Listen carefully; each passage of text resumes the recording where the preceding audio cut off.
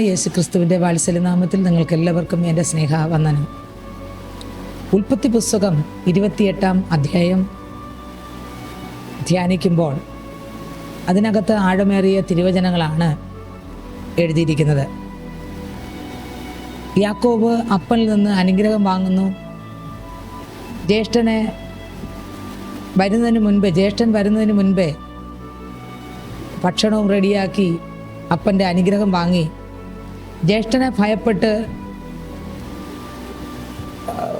നാടുവിടുന്ന ഒരു ഭാഗമാണ് ഉൽപ്പത്തി പുസ്തകം 28-ാം അധ്യായത്തിനകത്ത് കൊടുത്തിരിക്കുന്നത്.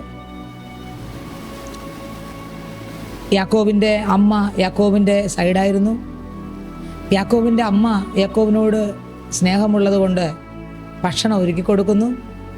കണ്ണ് കാഴ്ച നഷ്ടപ്പെട്ട അപ്പൻ്റെ അടുക്കൽ ചെന്ന് യാക്കോബ് ഏശാവെന്ന് പേര് പറഞ്ഞ് അനുഗ്രഹം പ്രാപിക്കുന്നു.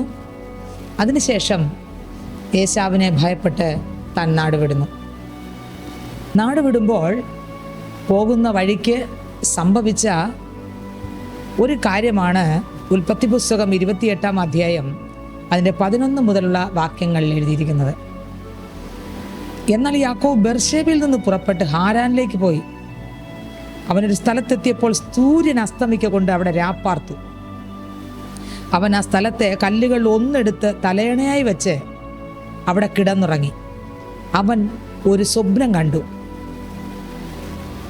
അവൻ നടന്നു പോവുകയാണ്. നടന്നു പോകുമ്പോൾ സൂര്യൻ അസ്തമിച്ചു. പിന്നെ ഒന്ന് കിടന്നാൽ മതി എന്ന് തോന്നി. അവിടെ കിടന്ന കല്ലുകളിൽ ഒരു കല്ലെടുത്ത് തലയണയായി വെച്ച് അവൻ കിടന്നുറങ്ങുകയാണ്. കിടന്നുറങ്ങുമ്പോൾ അവനെ കണ്ട ഒരു ദൈവം സ്വർഗം തുറന്ന് യാക്കോബിന് വേണ്ടി ഒരു സ്വപ്നത്തെ ദൈവം കാണിച്ചു കൊടുക്കുകയാണ്. അതിനകത്ത് എഴുതിയിരിക്കുന്നു, അവൻ ആ സ്ഥലത്തെ കല്ലുകളിൽ ഒന്നെടുത്ത് തലയണയെ വെച്ച് അവിടെ കിടന്നുറങ്ങി. അവനൊരു സ്വപ്നം കണ്ടു. ദൈവം അവനെ കണ്ടു. യാക്കോബ് ദൈവത്തെ കണ്ടില്ല. ആ സമയം ഉറങ്ങിയത്രേ ചെയ്തത്. യാക്കോബ് ഉറങ്ങിയപ്പോഴും യാക്കോബിനെ കണ്ട ഒരു ദൈവമുണ്ട്.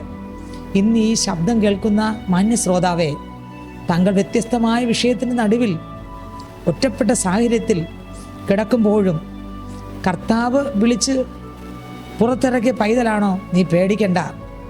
കർത്താവിൻ്റെ കൃപ ഓരോ സെക്കൻഡ് പകരുക മാത്രമല്ല, നിങ്ങൾ കാണുന്ന ഒരു മണ്ഡലത്തിൽ മാത്രമല്ല, കാണാതെയും നിങ്ങൾ കാണാൻ പറ്റാത്ത നിലവാരത്തിലും യേശുപ്പച്ചൻ കൂടെ നടക്കുന്നുണ്ട്. രാത്രിയും പകലിലും. യാക്കോബ് പഴയ നിയമ ഭക്തനാണ്. അവിടെ കിടന്നുറങ്ങുമ്പോൾ ഒരു സ്വപ്നം യാക്കോബ് ഉറക്കത്തിൽ കാണുകയാണ്. എന്താണ് സ്വപ്നം? ഇതാ ഭൂമിയിൽ വച്ചിരിക്കുന്ന ഒരു കോവണി. അതിൻ്റെ തല സ്വർഗത്തോളം എത്തിയിരുന്നു. ദൈവത്തിൻ്റെ ദൂതന്മാർ അതിന്മേൽ കൂടി കയറുകയും ഇറങ്ങുകയുമായിരുന്നു. അവൻ കാണുകയാണ് ഭൂമിയിൽ വച്ചിരിക്കുന്ന ഒരു കോവണി. അതിൻ്റെ തല സ്വർഗത്തോളം എത്തിയിരിക്കുന്നു. സ്വർഗത്തോളം എത്തുന്ന ഒരു കോവേണി. മറ്റൊരു റൂട്ടുമല്ല കാണിച്ചു കൊടുത്തേ. സ്വർഗത്തോളം എത്തുന്ന ഒരു കോവേണി. ഇന്ന് ഈ ശബ്ദം കേൾക്കുന്ന പൈതലെ, വ്യത്യസ്തമായ പാഠത്തോടും വേദനയോടും പ്രയാസത്തോടും ആയിരിക്കുമ്പോഴും ആ പ്രയാസത്തിൻ്റെ നടുവിൽ കാണുന്ന ഒരു കർത്താവുണ്ട്. കർത്താവ് കാണിച്ചു തരുന്ന വഴി ലോകത്തിൻ്റെ വഴിയല്ല, സ്വർഗത്തിലേക്കുള്ള വഴി എത്രേ, കർത്താവിലേക്കുള്ള വഴി എത്രേ, കർത്താവിൻ്റെ അടുക്കിലേക്കുള്ള വഴി എത്രേ. കർത്താവ് കാണിച്ചു കൊടുത്ത എവിടത്തേക്കാ? സ്വർഗത്തിലേക്കുള്ള ഒരു കോവേണി. സ്വർഗത്തോളം എത്തിയിരിക്കുന്നു. അടുത്ത് ദൈവത്തിൻ്റെ ദൂതന്മാർ അതിന്മേൽ കൂടി കയറുകയും ഇറങ്ങുകയുമായിരുന്നു. യാക്കോബ് കാണുകയാണ് ദൂതന്മാർ, സ്വർഗത്തിലെ ദൂതന്മാർ, ദൈവത്തിൻ്റെ ദൂതന്മാർ അതിന്മേൽ കൂടി കയറുകയും ഇറങ്ങുകയുമായിരുന്നു. ദൂതന്മാർ ഈ ഗോവേണി വഴി കയറുകയും ഇറങ്ങുകയും ചെയ്യുന്നത് യാക്കോബ് ഉറക്കത്തിൽ കണ്ടു. മറ്റാരുമില്ലാതിരുന്നപ്പോഴും ധൈര്യപ്പെടുത്തുന്ന സ്വപ്നം, ദൂതന്മാരെ കാണിപ്പിക്കുന്ന സ്വപ്നം, സ്വർഗത്തോളം എത്തുന്ന ഗോവേണി, സ്വർഗം തുറന്നിരിക്കുന്ന സ്വപ്നം. നീ ശബ്ദം കേൾക്കുന്ന പൈതലെ, നീ ഒരുപക്ഷെ ഒറ്റപ്പെട്ട ആളായിരിക്കാം, തകർന്നിരിക്കുന്ന ആളായിരിക്കാം, വേദനയോടിരിക്കുന്ന ആളായിരിക്കാം, എല്ലാവരും മാറ്റി വേർതിരിച്ച ആളായിരിക്കാം. പക്ഷെ നിന്നെ കാണുന്ന ഒരു ദൈവമുണ്ട്. പലതിൻ്റെ നടുവിൽ നിന്നും ഒരു ഒളിച്ചോട്ടത്തിൻ്റെ നടുവിലായിരിക്കാം. എന്നെ ആരും കാണണ്ട എന്നുള്ള അർത്ഥത്തിൽ ഒരുപക്ഷെ നീ ഭാരത്തോടായിരിക്കുന്നതായിരിക്കാം. പക്ഷേ ഇതിൻ്റെ നടുവിലും നിന്നെ കാണുന്നൊരു സ്വർഗമുണ്ട്, നിന്നെ മനസ്സിലാക്കുന്നൊരു സ്വർഗമുണ്ട്. ദൈവവിളി ഉള്ള യാക്കോബിനെ ദൈവം കണ്ടു. ഇന്ന് ഈ ശബ്ദം കേൾക്കുന്ന പൈതൽ, നീ ദൈവവിളിയുള്ള പൈതലാണോ? നിന്നെ ദൈവം കാണുന്നുണ്ട്. ഏത് സാഹചര്യങ്ങളുടെ നടുവിലും കർത്താവ് നിന്നെ അറിയുന്നുണ്ട്, കാണുന്നുണ്ട്, മനസ്സിലാക്കുന്നുണ്ട്, നിന്നോട് ഇടപെടുന്നുണ്ട്. നിന്റെ കൂടെ ഓരോ സെക്കൻഡും നിന്നെ വഴി നടത്തുവാൻ ആ കർത്താവുണ്ട്. ദൈവത്തിൻ്റെ ദൂതന്മാർ അതിന്മേൽ കൂടി കയറുകയും ഇറങ്ങുകയുമായിരുന്നു. അതിന്മീതെ യഹോവ നിന്ന് അരുളി ചെയ്തത്. ദൂതന്മാരെ മാത്രമല്ല, ഗോവേണി മാത്രമല്ല, സ്വർഗത്തോളം എത്തുന്ന കാഴ്ച മാത്രമല്ല, അതിന്മീതെ യഹോവ നിന്ന് അരുളി ചെയ്തത്. യാക്കോബ് യഹോവയെ കാണുകയാണ്, യഹോവയെ കാണുകയാണ്, യഹോവയെ കാണുകയാണ്. ഒന്ന്, സ്വർഗത്തോളം എത്തുന്ന ഗോവേണി എന്ന് യാക്കോബിന് മനസ്സിലായി. ദൈവം കാണിച്ചു കൊടുത്തു. ആ ഗോവേണിയുടെ പൊക്കം അവൻ കണ്ടു. ഗോവേണിയിലൂടെ ദൂതന്മാർ കയറുകയും ഇറങ്ങുകയും ചെയ്യുന്നത് കണ്ടു. അതിന് മുകളിൽ നിന്ന് ദൈവം അരുളി ചെയ്യുന്നത്, യഹോവ അതിന്മീതെ നിന്ന് അരുളി ചെയ്തത് യാക്കോബ് കേട്ടു. ദൈവ വിളിവുള്ള പൈതലെ, ദൈവം നിന്നോട് സംസാരിക്കും. ദൈവം നിനക്ക് കാണിച്ചു തരും. ദൈവം നിൻ്റെ കൂടെ ഉണ്ട്. ഒറ്റയ്ക്കിരിക്കുമ്പോഴും കർത്താവ് അകന്നവനല്ല. ഏത് സാഹചര്യത്തിന് നടുവിലും ദൈവ വിളിവുള്ള പൈതലിനെ കാണുന്നൊരു ദൈവമുണ്ട്. ഈ ശബ്ദം കേൾക്കുന്ന പൈതലെ, താങ്കൾ ഇതുവരെ യേശുവിനെ കണ്ടുമുട്ടാത്ത ആളാണോ? എന്നാൽ യേശു അല്ലാതെ മറ്റൊരു ദൈവമില്ല. താങ്കൾ യേശുവിൻ്റെ പൈതലായി മാറിയാൽ, യേശുവിനെ ഒന്ന് കണ്ടുമുട്ടിയാൽ, കാണേണ്ട മണ്ണം ഒന്ന് കണ്ടാൽ, ആ കർത്താവിൻ്റെ മുൻപിൽ അപ്പാ എനിക്ക് വേണ്ടി അങ്ങ് മരിച്ചു എന്ന് ആ ക്രിസ്തുവിൽ ഒന്ന് വിശ്വസിച്ചാൽ, താങ്കളുടെ ജീവിതത്തിനകത്തും ഒരു വ്യത്യാസമുണ്ടാകും. ഒരുപക്ഷെ ഭാരത്തോടിരിക്കുന്നതായിരിക്കാം. യാക്കോബിൻ്റെ ജീവിതത്തിനകത്ത് തളർന്നു കിടന്നുറങ്ങിയതാണ്. പക്ഷേ ഈ തളരാത്തൊരു ദൈവം ഉറങ്ങാതെ ഉണർന്നിരുന്ന് യാക്കോബിന് കാണിച്ചു കൊടുക്കുകയായിരുന്നു. ഇന്ന് ഈ ശബ്ദം കേൾക്കുന്ന പൈതലെ, തളരാത്തൊരു ദൈവം, തളരുന്നവന് ശക്തി പകരുന്നൊരു ദൈവം, ഭാരപ്പെടുന്നവരെ ഭാരം മാറ്റുന്നൊരു ദൈവം, വേദനിക്കുന്നതിൻ്റെ വേദനകൾ തിരിച്ചറിയുന്ന ദൈവം, എവിടെ കിടക്കുമ്പോഴും കിടക്കുന്ന സ്ഥലം അറിയുന്ന ദൈവം, സാധ്യതകളും സാഹചര്യവും അതുപോലെ അറിയുന്നൊരു ദൈവം. ഈ ശബ്ദം കേൾക്കുന്ന പൈതലെ, നിന്റെ അവസ്ഥയും സാഹചര്യങ്ങളും ദൈവം അറിയുന്നുണ്ട്, ദൈവം കാണുന്നുണ്ട്. ദൈവം അറിയാതെ ഒരു തലയിലെ ഒരു മുടി പോലും കൊഴിയണമെങ്കിൽ ദൈവം അറിയണം. യാക്കോബ് കണ്ടു. ഗോവേണി മാത്രമല്ല, ദൂതന്മാരെ മാത്രമല്ല, സ്വർഗത്തോളം എത്തിയ ഗോവേണി ഇത് കണ്ടു. തീർന്നില്ല, യഹോവ നിന്ന് അവിടെ അരുളി ചെയ്യുന്നതും യാക്കോബ് കണ്ടു. ഇനി കാണുക മാത്രമല്ല, താഴത്തെ വാക്യം വായിക്കുമ്പോൾ അതിൽ എഴുതിയിരിക്കുന്നു, അതിന്മീതെ യഹോവ നിന്ന് അരുളി ചെയ്ത്, ഞാൻ നിന്റെ ദൈവമായ അബ്രഹാമിൻ്റെ ദൈവവും ഇസഹാക്കിൻ്റെ ദൈവമായ യഹോവയാകുന്നു. ആരാണ് സംസാരിക്കുന്നതെന്ന് വെളിപ്പെടുത്തി ദൈവം യാക്കോബിന് വെളിപ്പെടുത്തി കൊടുത്തു. ഞാൻ നിന്റെ പിതാവായ അബ്രഹാമിൻ്റെ ദൈവവും ഇസഹാക്കിൻ്റെ ദൈവമായ യഹോവയാകുന്നു. സ്തോത്രം. നീ കിടക്കുന്ന ഭൂമിയെ ഞാൻ നിനക്കും നിന്റെ സന്തതിക്കും തരും. നിന്റെ സന്തതി ഭൂമിയിലെ പൊടി പോലെ ആകും. നീ പടിഞ്ഞാറോട്ടും കിഴക്കോട്ടും വടക്കോട്ടും തെക്കോട്ടും പരക്കും. നീ മുഖാന്തരം നിന്റെ സന്തതി മുഖാന്തരവും ഭൂമിയിലെ സകല വംശങ്ങളും അനുഗ്രഹിക്കപ്പെടും. ഇതാ ഞാൻ നിന്നോട് കൂടെയുണ്ട്. നീ പോകുന്നിടത്തൊക്കെ നിന്നെ കാത്ത് ഈ രാജ്യത്തേക്ക് നിന്നെ മടക്കി വരുത്തും. ഞാൻ നിന്നെ കൈവിടാതെ നിന്നോട് അരുളി ചെയ്ത് നിവർത്തിക്കും. അപ്പോൾ യാക്കോബ് ഉറക്കമുണർന്നു. യാക്കോബ് കണ്ട സ്വപ്നം ആഴമേറിയ സ്വപ്നമായിരുന്നു. ഏത് സാഹചര്യവും പോകുന്ന യാത്രയും എങ്ങോട്ടാണ് പോകുന്നതെന്നും, യാക്കോബ് ജനിക്കും മുമ്പേ കണ്ട ദൈവം, ജനിച്ച ശേഷം കണ്ട ദൈവം, ഉദരത്തിനകത്ത് കിടന്നപ്പോൾ അതിനകത്ത് ഉള്ള സംഭവങ്ങൾ കണ്ട ദൈവം, പുറത്തു വന്നപ്പോഴും കണ്ട ദൈവം, ജീവിതത്തിൻ്റെ എല്ലാ മേഖലകളെയും കണ്ട ദൈവം. വാഗ്ദത്തമുള്ള യാക്കോബിനെ ദൈവം മറന്നില്ല. അവൻ ഒറ്റയ്ക്ക് കിടക്കുമ്പോഴും ദൂതന്മാരെ ഇറക്കിയ ദൈവം, ദൈവം സംസാരിച്ച ദൈവം, ഗോവേണി കാണിച്ചു കൊടുത്ത ദൈവം. ഈ ശബ്ദം കേൾക്കുന്ന പൈതലെ, ദൈവ വിളിയുള്ള പൈതലെ, നിന്നെ വിട്ട് മാറിപ്പോകുന്നവനല്ല ദൈവം.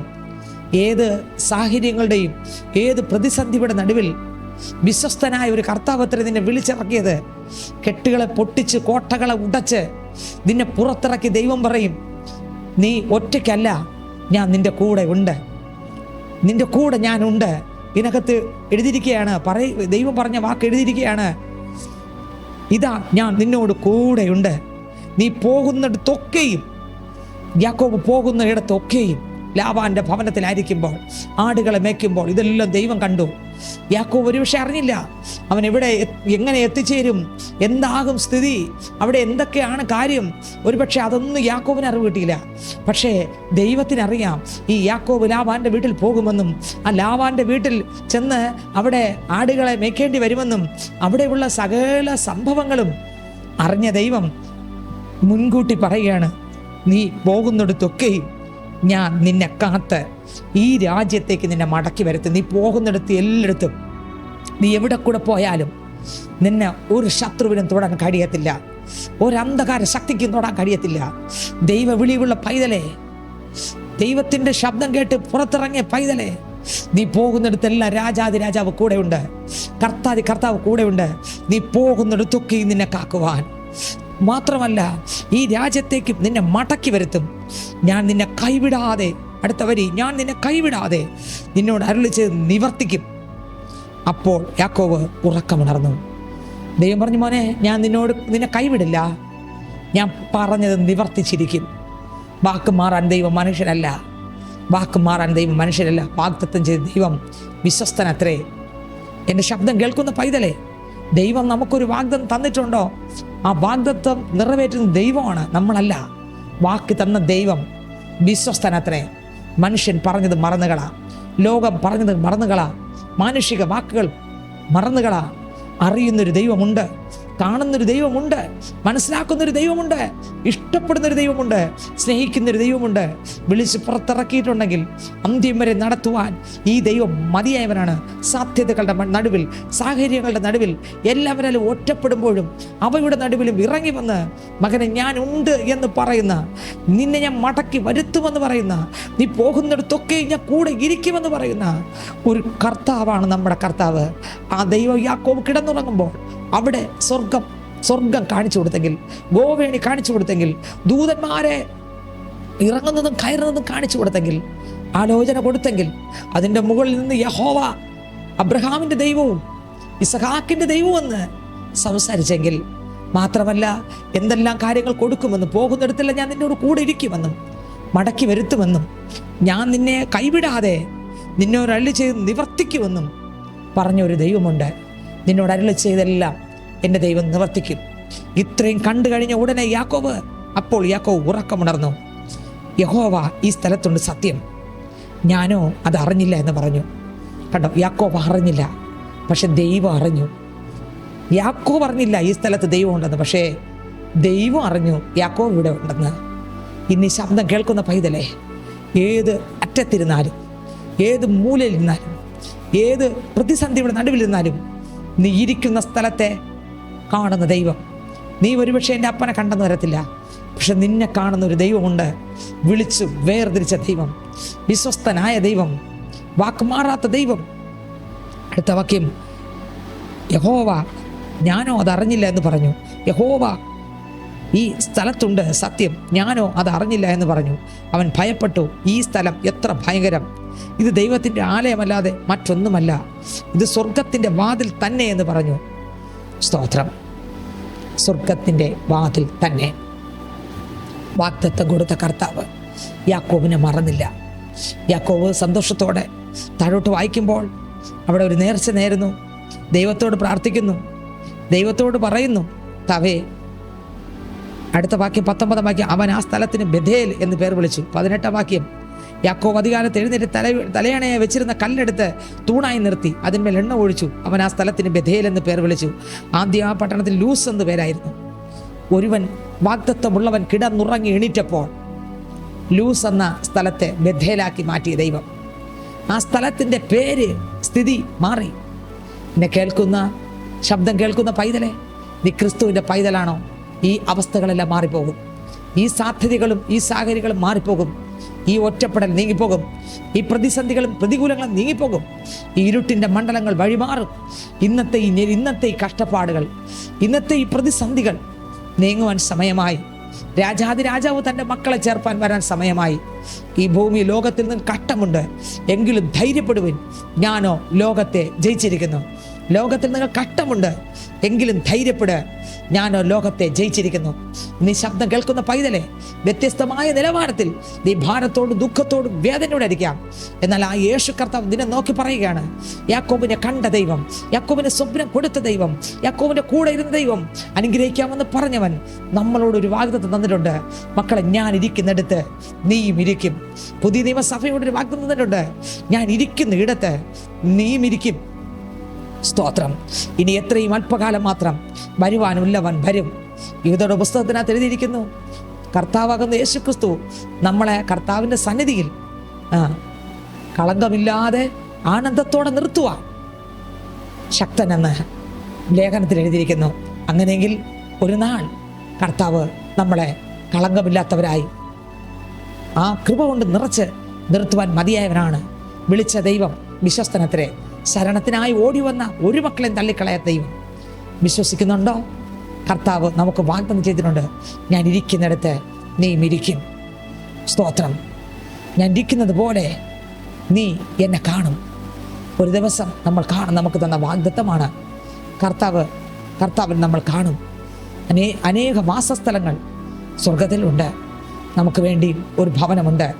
വിളിച്ച ദൈവം വിശ്വസനത്രേ. നീ ശബ്ദം കേൾക്കുന്ന പൈതലെ, നീ യേശുവിനെ കണ്ടുമുട്ടാത്ത ആളാണെങ്കിൽ നീ ശബ്ദം കേൾക്കുമ്പോൾ തന്നെ പറഞ്ഞാട്ടെ, യാക്കോബിനെ അനുഗ്രഹിച്ചൊരു ദൈവമുണ്ട്. പുതിയ നിയമസഭയെ അനുഗ്രഹിച്ച ഒരു ദൈവമുണ്ട്. ഇപ്പോഴും അനുഗ്രഹിക്കുന്ന ഒരു ദൈവമുണ്ട്. കണ്ണുനീരൊപ്പുന്ന ഏത് സാഹചര്യത്തിലും ഇറങ്ങി വന്ന് സ്വപ്നത്തിലൂടെ, ദർശനങ്ങളിലൂടെ, വെളിപ്പാടിലൂടെ സംസാരിക്കുന്ന ദൈവം. മാത്രമല്ല, അടുത്ത് വന്ന ഒരു വ്യക്തിയെ പോലെ ഇറങ്ങി വന്ന് സംസാരിക്കുന്ന ദൈവം. യാക്കോബ് ഒറ്റയ്ക്കിടന്നപ്പോഴും മറക്കാതെ യാക്കോബിൻ്റെ അടുക്കൽ സ്വപ്നം കാണിപ്പിച്ച ദൈവം, യാക്കോബിനെ ഉണർത്തിയ ദൈവം, യാക്കോബിനോട് വാക്കുകൊടുത്ത കർത്താവ്. ഇതാ അതിലെഴുതിയിരിക്കുന്നു താഴത്തെ, ഇത് സ്വർഗത്തിൻ്റെ വാതിൽ തന്നെ എന്ന് പറഞ്ഞു. യാക്കോബ് അധികാലത്ത് എഴുന്നേറ്റ് തലയണയായി വെച്ചിരുന്ന കല്ലെടുത്ത് തൂണായി നിർത്തി. അതിന്മേൽ എണ്ണ ഒഴിച്ചു. ആ സ്ഥലത്തിന് ബഥേൽ എന്ന് പേര് വിളിച്ചു. ആദ്യ പഠനത്തിൽ ലൂസെന്നായിരുന്നു. യാക്കോബ് ഒരു നേർച്ച നേർന്ന് ദൈവം എന്നോട് കൂടെ ഇരിക്കുകയും ഞാൻ പോകുന്ന ഈ യാത്രയിൽ എന്നെ കാക്കുകയും ഭക്ഷിപ്പാൻ ആഹാരവും ധരിപ്പാൻ വസ്ത്രവും എനിക്ക് തരികയും എന്നെ എൻ്റെ അപ്പൻ്റെ വീട്ടിലേക്ക് സൗഖ്യത്തോടെ മടക്കി വരുത്തുകയും ചെയ്യുമെങ്കിൽ യഹോവ എനിക്ക് ദൈവമായിരിക്കും. ഞാൻ തൂണായി നിർത്തിയ ഈ കല്ല് ദൈവത്തിൻ്റെ ആലയവും ആകും. നീ എനിക്ക് തരുന്ന സകലത്തിനും ഞാൻ നിനക്ക് ദശാംശം തരും എന്ന് പറഞ്ഞു. യാക്കോബ് ഒരു നേർച്ച നേർന്നു. അവിടെ നിന്ന് യാത്ര തിരിക്കാനിടയായിത്തീർന്നു. എന്നെ കേൾക്കുന്ന പ്രിയ പൈതലെ, ഏതൊക്കെ സാഹചര്യങ്ങൾ നടുവിലൂടെ പോകുമ്പോഴും, ഒറ്റയ്ക്ക് തലയണി വെച്ച് കിടക്കുമ്പോഴും, നിങ്ങൾ ദൈവത്തെ കണ്ടില്ലെങ്കിലും ദൈവം വിളിച്ച് വേർതിരിച്ച പൈതലിനെ ദൈവം കാണുന്നുണ്ട്. ആ കണ്ണുനീര് ആരും കണ്ടില്ല, പക്ഷേ ദൈവം കണ്ടു. പലരും പറയാറുണ്ട്, ഞാൻ രാത്രി മുഴുവനും ഉറങ്ങിയില്ല, രാത്രി മുഴുവനും കരഞ്ഞു, പക്ഷേ ആരും കണ്ടില്ല. പക്ഷെ സ്വർഗത്തിലെ ദൈവം എല്ലാം കണ്ടുകൊണ്ടിരിക്കുകയായിരുന്നു. രാത്രിയുടെ കണ്ണുനീരുകൾ, ഹൃദയത്തിനകത്തുള്ള വേദനകൾ, ഭാരങ്ങൾ, ഒറ്റപ്പെടേണ്ട സാഹചര്യങ്ങൾ, അരുതരുതാത്ത സകലതും മാനുഷികമായും പറഞ്ഞ് കരയിപ്പിച്ച വാക്കുകൾ, ഹൃദയം നൊമ്പരങ്ങൾ, ഹൃദയത്തിൻ്റെ ആദികൾ, കുടുംബത്തിൻ്റെ അവസ്ഥകൾ, കുടുംബത്തിൻ്റെ വ്യത്യസ്തമായ ഭാരങ്ങൾ, ഒറ്റപ്പെട്ട സാഹചര്യങ്ങൾ, ഇനി എന്തിനു മുന്നോട്ട് പോകുന്നു, എങ്ങനെ പോകും എന്ന് പറയുന്ന സമയത്തും, ഏത് സാഹചര്യത്തിലും, ഒറ്റയ്ക്കിരിക്കുമ്പോഴും, കൂടെ ഇരിക്കുമ്പോഴും, വീട്ടിനകത്തുറങ്ങുമ്പോഴും, എഴുന്നേൽക്കുമ്പോഴും കാണുന്ന ഒരു കർത്താവുണ്ട്. ഈ ശബ്ദം കേൾക്കുന്ന പൈതലെ, നീ ഏതെല്ലാം ഭാരത്തോണ്ടിരിക്കുന്നെങ്കിലും ആ ഭാരത്തെ മാറ്റുവാൻ യേശു ഇന്ന് മതിയായവൻ. നമുക്ക് കണ്ണിലടയ്ക്കാം, പ്രാർത്ഥിക്കാം. പരിശുദ്ധനെ സ്വർഗീയ രാജാവേ, ഈ ശബ്ദം കേൾക്കുന്ന അവാലവൃത്ത മക്കളെ ദൈവത്തിൻ്റെ കരങ്ങളിൽ തരുന്നു. ഭാരങ്ങൾ മാറട്ടെ, വേദനകൾ മാറട്ടെ, ദുഃഖങ്ങൾ മാറട്ടെ, കണ്ണുനീരുകൾ മാറട്ടെ. യാക്കോബിൻ്റെ അടുക്കൽ ഇറങ്ങി യാക്കോബിനെ അനുഗ്രഹിച്ച ദൈവം, യാക്കോബിന് സ്വപ്നം കാണിപ്പിച്ച ദൈവം, ഗോവേണി കാണിച്ചു കൊടുത്ത ദൈവം, ദൂതന്മാരെ കാണിച്ചു കൊടുത്ത ദൈവം, യഹോവ ഈ സ്ഥലത്തുണ്ട് സത്യമെന്ന് പറയത്തക്ക നിലവാരത്തിൽ ദൈവത്തിൻ്റെ കൃപയെ പകർന്ന ദൈവം. ഈ ശബ്ദം കേൾക്കുന്ന ഓരോ മക്കളും വ്യത്യസ്തമായ വിഷയത്തോടായിരിക്കുമ്പോൾ ഇവരെല്ലാവരെയും അങ്ങ് ആശ്വസിപ്പിക്കണമേ. സമാധാനം ഉണ്ടാകട്ടെ, രോഗങ്ങൾ സൗഖ്യമാകട്ടെ, ഭാരങ്ങൾ മാറട്ടെ, വേദനകൾ മാറട്ടെ.